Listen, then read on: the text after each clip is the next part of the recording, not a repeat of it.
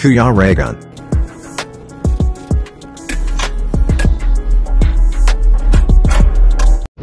Ayan mga kalingap, good afternoon po sa inyo lahat. Welcome back po sa aking YouTube channel sa Kuya Regan Vlog. At ayan, magbibiyahe na nga po kami ngayon. Papunta na kami ng Daet mga kalingap. So mayroon tayong dadaanan diyan sa SM Dasma. Isa pong solid supporter ng Rochelle. So sabi ko nga sabay na lang siya sa amin kasi pauwi na rin kami. Pabalik na rin kami ng Daet. Kaya isabay na natin para hindi na siya mamasahe and hindi pa siya maligaw, no? So tuloy-tuloy na itong biyahe namin papuntang Daet mga kalingap. Ayan. So update na lang po natin mamaya kung ano yung mga kaganapan pa sa biyaheng ito patungong Daet mga kalingap. Ayan. Salamat po sa mga sumusuporta, no? At wag natin kakalimutang suportahan si Kuya Bal at Edna Kalingap Rob, Roel of Malalag at mga kasamahan nating mga kalingap partners. Ayan, kasama natin si Alpi TV show. Ayan, at syempre suportahan po natin mga stops ni Roel. So ayan, bye po for now. At mamaya update po ulit tayo. Ayan mga kalingap, nandito na si Ate Joyce. Oh, ayan. Hello po. Saan ka galing pa? Saan ka pa galing? Sa Bacon. Hindi, yung pinagmulan mo talaga. Sa Mindanao. Ayan, galing pang Mindanao. Del Norte po. Sambuanga del Norte. Mga kalingap. Ayun. Shoutout po. Bakit gusto mo pumunta ng Daet?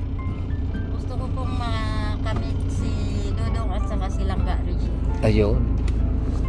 Yun daw, gusto niya ma-meet si Dodong at si Langga Rachel. Yan. So kami ay papunta na ng Daet po. Excited na po. Excited na. Grabe yarn. Layo po po ng biniyahe. Oo, ang bibiyahin namin is 10 hours pa. So depende sa takbo. Depende sa takbo, depende sa traffic.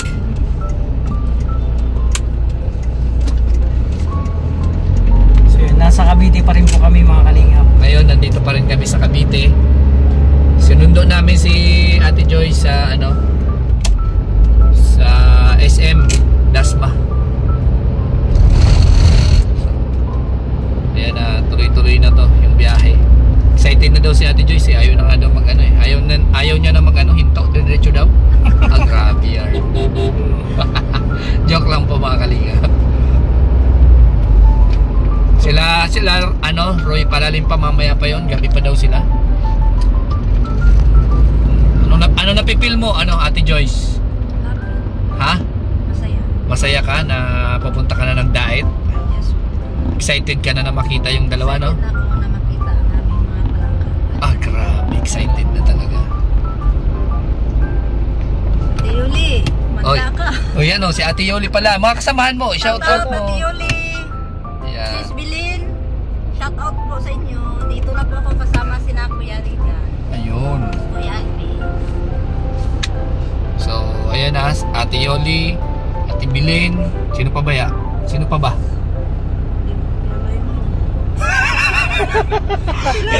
Ayan, sa team sa Kalam. Team sa Kalam yan. Sa team sa Kalam. Wala yung hanapin. Isa-isahin mo tayo lahat. Shout out kayong lahat sa inyong lahat. Shout out sa inyong lahat. Kasama na namin si Joyce. At sa wakas makakarating na siya. For the first time yan, Opo. First time po magbiyahin ng pinakamalayo. First time niya daw makapunta ng Daet and first time niya makapagbiyahe ng ganito kalayo. To Mindanao to Mindanao to Bicol. Yung biyahe natin mga kalingap.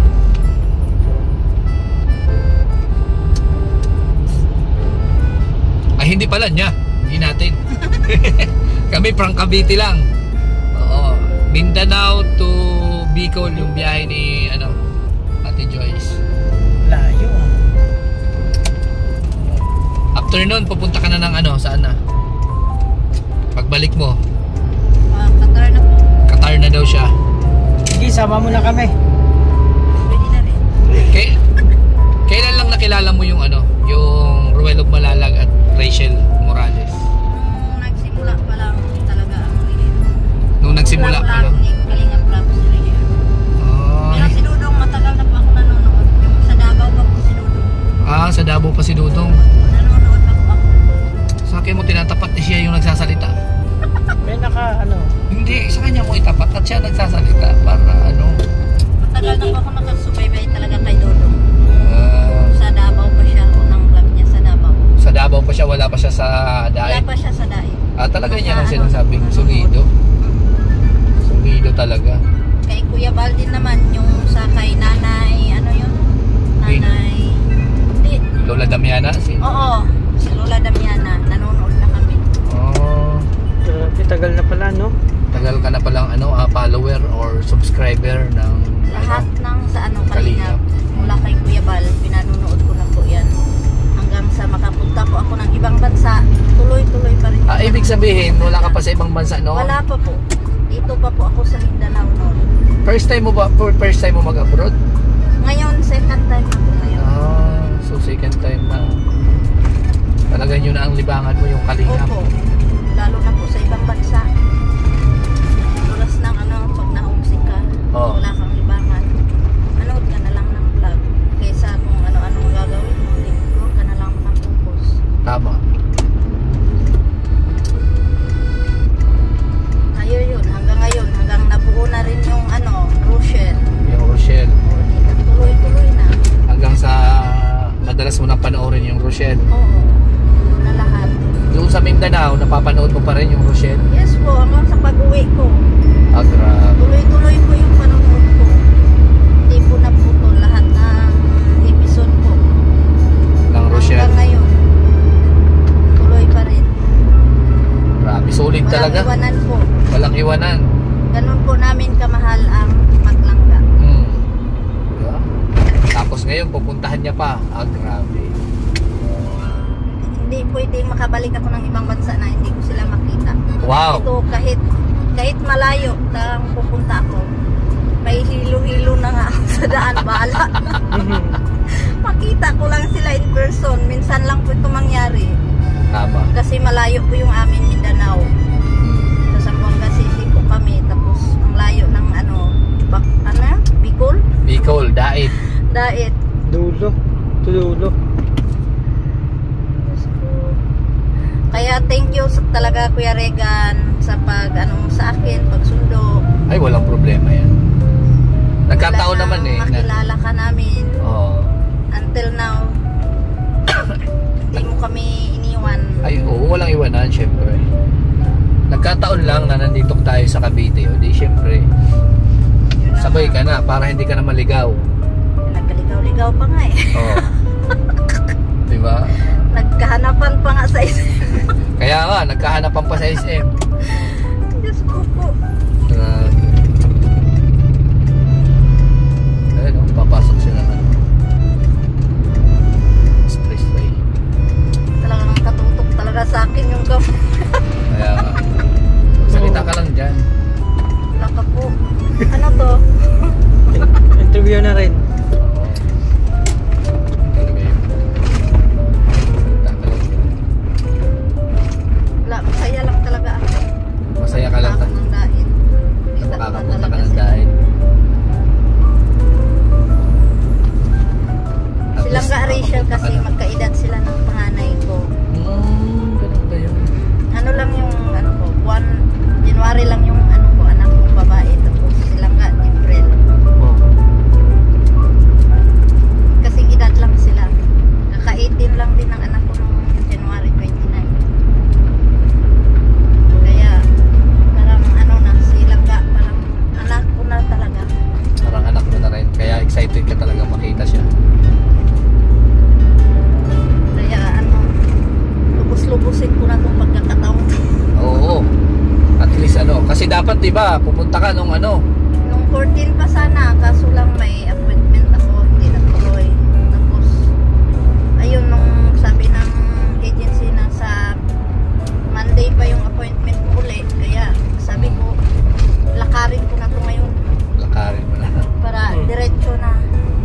Monday dapat makabalik ka na. Sunday. Sunday balik ka na. Saglit ka lang pala talaga doon. Talagang lang talaga ako sa maglangga. Gusto mo na talaga silang makita. Makita ko lang talaga sila in person. Kompleto na po yung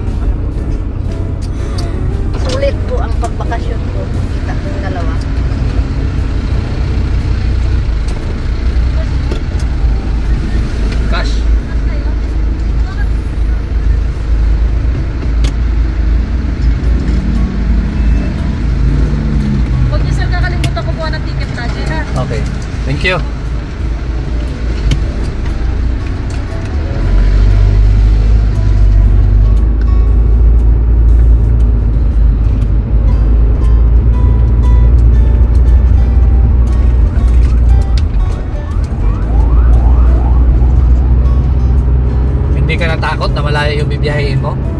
Hindi po. Talagang bahala na sabi ko. Date ko talaga si magtanong. Nung nalaman mo na magluluwas ako ng Cavite, anong naisip mo?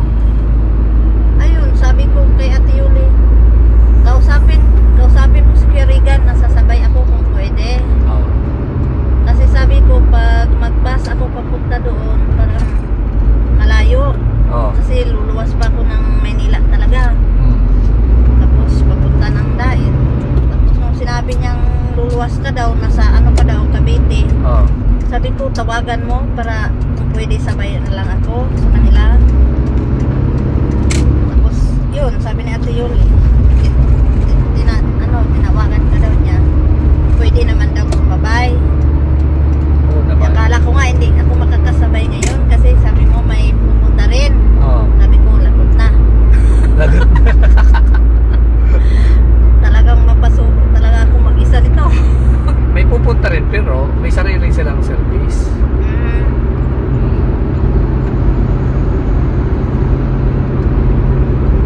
Kaya wala namang problema. Kaya nga, sabi ko. Yung ano lang doon is sabay-sabay. Kumbaga doon sa bahay, marami kayo sabay-sabay. Sa bagay, kung linggo aalis ka, isang araw ka lang naman. Ayos Balik lang. din ako sa Sunday, Kuya, kasi talaga ako makarest. Oo, narating tayo, ano naman eh. Narating tayo sa, ano na yan, Sabado. Oo. Diba?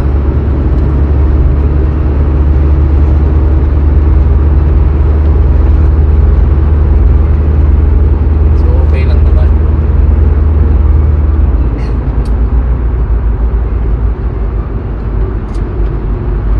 At least yung papunta mo doon eh, solve ka na sa biyahe mo.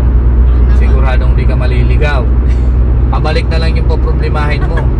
Yun na nga. Dire-diretso naman ata yung biyahe siguro ng bus ko yan. Oo. Galing Daet. Oo. Dire-diretso naman yun. Wala na, nakatulog na si Bihan. Pinaantok na ako. Pinipigilan ko antok ko eh. Kaya na pa kasi naantok na sa bahay. Hindi na ako magtulog kasi alanganin na. Napagod na si Kuya Alvin. Ilang minutes na? 11, 12. 11, mag-12 na. Kasama yan te sa ano sa pagbibiyahe. Oo. Ay, ganun. Pakita mo, nasa ano tayo? Expressway. Sana, oh. Expressway tayo. Nakita mo? Ayan. Expressway na po tayo. South Luzon Expressway.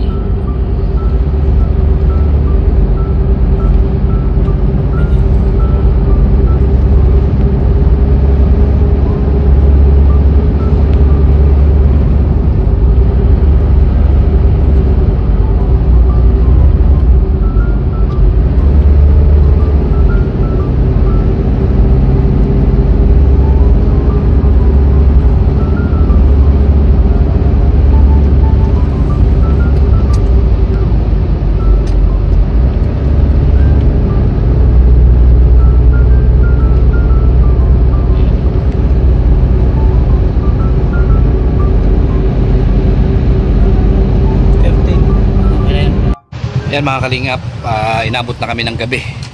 Ang oras is alas 9:15 ng gabi na po. Yan. At dito na kami sa may Bitukang Manok. So ang bibiyahin namin siguro mga 3 hours pa or 4 hours pa papuntang Daet or mahigit. Yan. So ayan si Joyce. Kumusta ang biyahe? Okay lang, hilong-hilong. Kumusta ang biyahe? May hilong.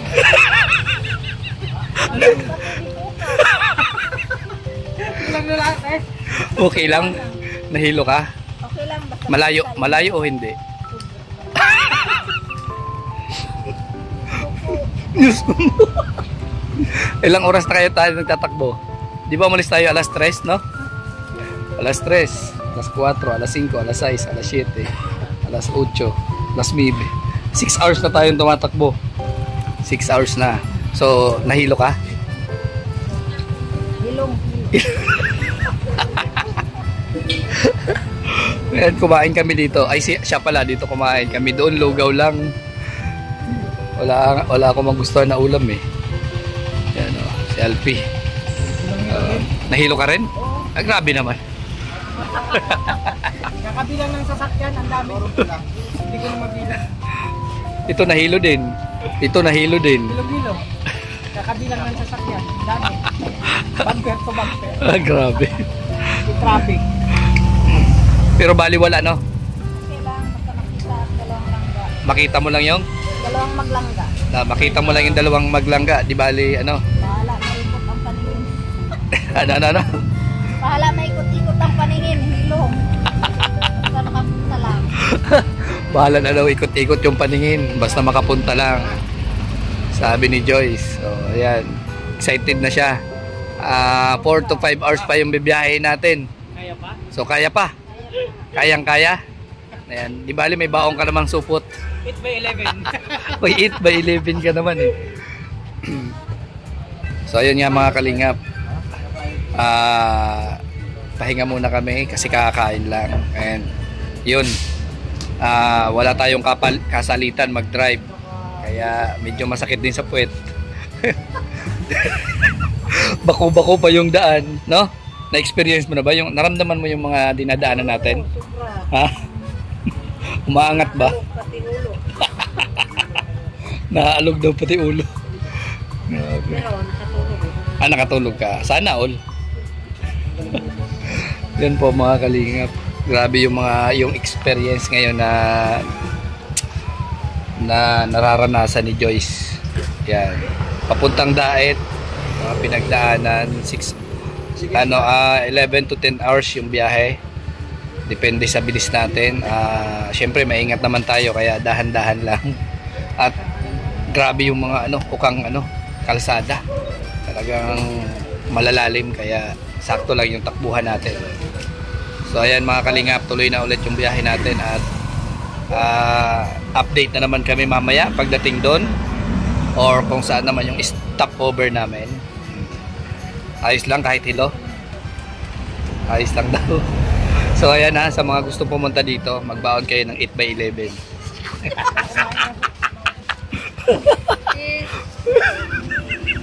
Magbaon kayo ng 8 by 11 kung hindi kayo sanay sa biyahe. Pero kung sanay kayo sa biyahe, okay lang yan. Pero kung hindi, magbaon kayo ng 8 by 11. Yun ang sikreto, no, Joyce? Yes. O, yan. So, Yoli. Ganun talaga. Kung kayo naman ang pupunta dito, sila Yoli, no? At sila Evelyn, magbaon kayo ng maraming 8 by 11. So, ayan, na-update po mamaya kung ano yung mangyayari sa biyahe namin ito papuntang Daet. So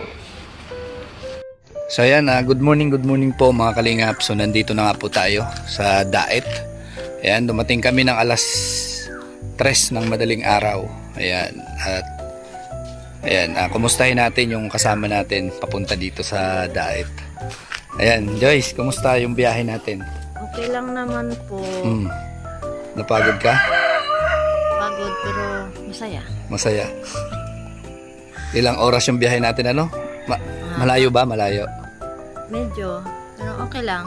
Kaya naman. Ayan, at karating naman kami. Napagod ako ng konti kaya nakadalawang pahinga ako sa daan. Nahilo ako sa zigzag. So ayan, ang maganda dito is safe kaming nakarating. Ayan ang maganda. Karating kami ng maayos. Kahit malayo, mahaba kasi ako lang po yung driver. And yung pinakamahalaga sa lahat ay safe kaming nakarating dito. Ayan. At malalaman natin kung ano yung mga mangyayari dito at ano may experience niya kay Dodong at kay Ruel, kung ano yung reaction ba. Ayan, kung ano yung masasabi mo sa dalawa pag nakausap mo na sila. So abangan, doon naman tayo mag-aabang bago bumalik kasi isang araw ka lang, di ba? Babalik agad siya kasi meron siyang appointment yata. Kasi babalik na siya ng abroad mga kalingap. So ayan, hanggang dito lang po muna ang aking vlog sa ating biyahe papunta dito sa Daet at kasama si Joyce and Alpi. So ayan, abangan naman natin sa susunod na kabanata kung ano na yung interviewin ko siya after niya ma-meet si Dudong at si Rachel. Ayan. So ayan, bye-bye po for now. At syempre, thank you Lord at safe kami. Ayan. Si Joyce, nakarating na dito from, ano ba yun? Ang lugar nyo? Zamboanga. Zamboanga del Norte. Papuntang Daet. Haba ng biyahe niya. Oo. Ang pinaka-sekreto lang talaga is magbaon kayo ng 8x11. Magbaon kayo ng 8x11 para pag nahilo kayo, alam nyo na kung anong gagawin na. Alam mo na ko yan, ang layo ng biyahe ko, straight. Ang layo. Mindanao, papunta dito, biruin mo yan. Yun nga, diba? Pero totoo yung sinabi ko, no? Oo naman. Oh, ang sekreto, magbaon ng 8x11.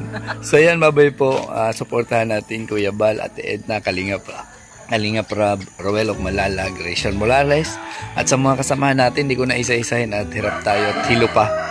Yan, at syempre sa mga Kalingap partners, ayan, support po natin sila, si Alpi, Kalingap Victor, Jan Rivera, Rachel Morales, at si Alex Librada, ayan, si Justin Aguirre, BG Scheme, sa iba po na hindi ko nabanggit, alam nyo na po yun kung sino-sino yun. Yan. So shout out natin Manay Intay, Aneros Official, Sis Aurora, Manay Terry Anderson, Tita Elise, Tita Claire, ayan, si Tita Norms, ayan, at si Tita Annabel, Tita Beng, Tita Linlin, ayan, at sa mga hindi ko pa po na shout out, sa susunod na lang po, at medyo hilong-hilo pa talaga tayo. So bye-bye po and God bless po sa ating lahat.